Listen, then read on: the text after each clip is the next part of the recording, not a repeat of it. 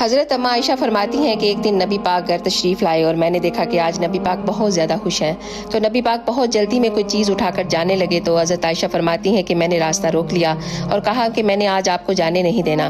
तो आपने फरमाया कि आयशा मेरा कोई इंतज़ार कर रहा है। तो अम्मा आयशा फरमाती हैं कि आप मेरी बात सुने बगैर नहीं जाएंगे। तो हुजूर ने फरमाया अच्छा बताओ क्या बात है। तो हज़रत आयशा ने फरमाया मेरे वालिद हज़रत अबू बकर ने कहा कि आयशा जिस दिन हुजूर को खुश देखो उस दिन उनसे दुआ करवाना। तो नबी ने हाथ उठाए और कहा कि अल्लाह आयशा और अबू बकर को इज्जत वाली जिंदगी अता फरमा, इनका हिसाब क़यामत वाले दिन आसान फरमाना।